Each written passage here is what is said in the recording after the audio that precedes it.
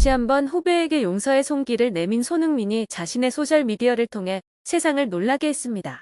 대인배 손흥민은 아픈 손을 감추며 웃으면서 사진을 찍었고 이강인에게 용서를 건네며 국민들로부터 용서를 구하였습니다. 그러나 이강인을 진심으로 응원했던 손흥민에게는 씻을 수 없는 충격과 가슴에 상처가 남아있는 것으로 보입니다. 이강인은 논란이 불거질 때까지 손흥민에게 직접 사과하지 않았다는 점도 주목할 만합니다.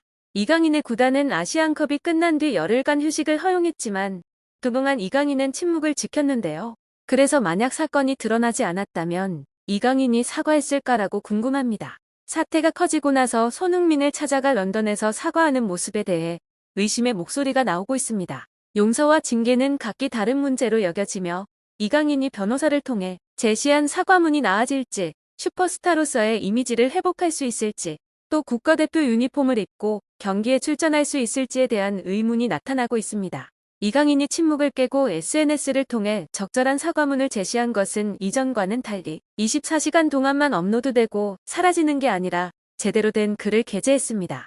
이로써 그의 입장과 생각을 더 명확하게 전하며 앞으로의 상황에 대한 기대와 우려가 높아지고 있습니다. 어제 손흥민과 이강인 두 선수의 사과 이후 모든 것이 점차 마무리된 것 같습니다.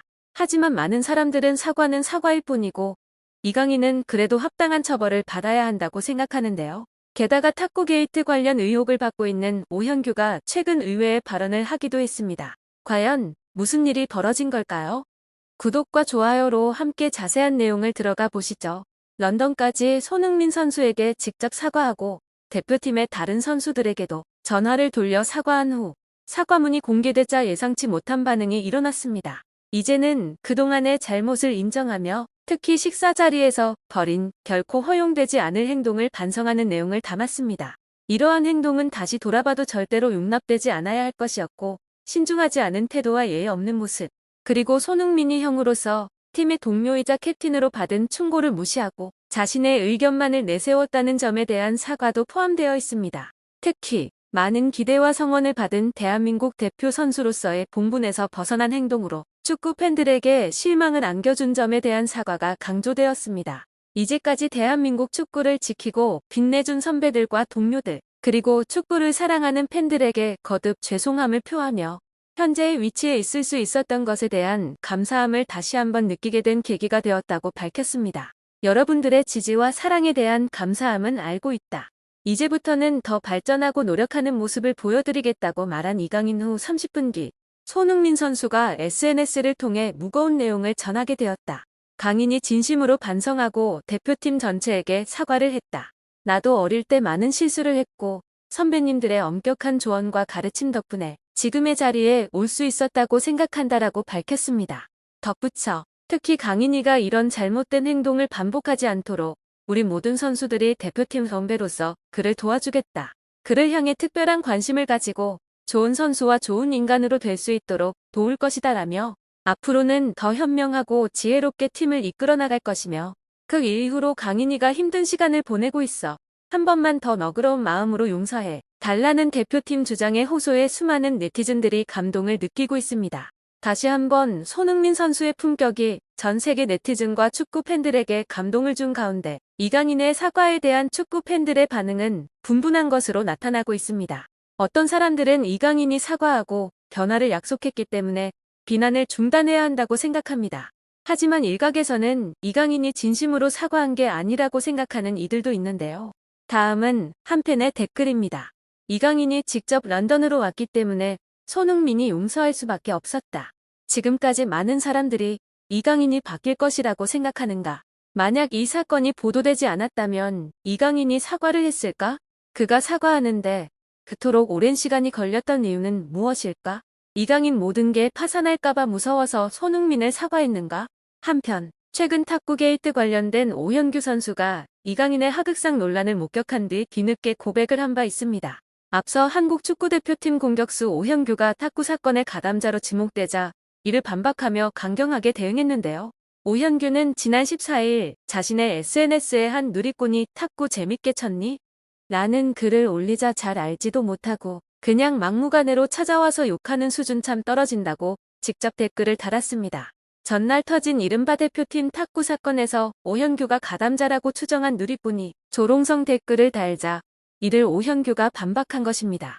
오현규는 이강인과 동갑내기로 대표팀 내 어린 선수에 속합니다. 하지만 이번 논란에서 오현규가 탁구를 친 선수 중 한 명이었는지는 밝혀진 바 없습니다. 오현규가 이강인 논란에 대해 말했습니다. 내부 분쟁이 발생하면서 안타까운 사건이었다. 우리 팀에서는 이강인이 화를 잘 내고 거친 성격을 갖고 있다는 걸 다들 알고 있기 때문에 다툼을 피하기 위해 참는 경우가 많다. 흥민 형이가 그렇게 예민하지 않고 자제력만 조금이라도 갖고 있었다면 이렇게까지 되지는 않았을 텐데. 하지만 이는 강인에게도 우리에게도 교훈이 된다고 생각한다고 말했습니다. 오현규 역시 물병 3인방과 친하지만 탁구에는 전혀 참여하지 않는다고 확인했습니다. 그는 또한 다들 자세히 모르면 조용히 하고 괜히 남을 욕하지 말라고 강하게 말했습니다. 한편 니칸 스포츠 해당 기사에는 전날까지 일본 누리꾼의 댓글이 260여 개나 달렸습니다. 라이벌 국가대표팀 선수들 간 다툼이 이례적이고 사건 당사자들도 가장 인기 있는 선수였던 만큼 뜨거운 관심을 나타낸 것으로 보입니다. 일본 누리꾼들 반응은 다양했는데요.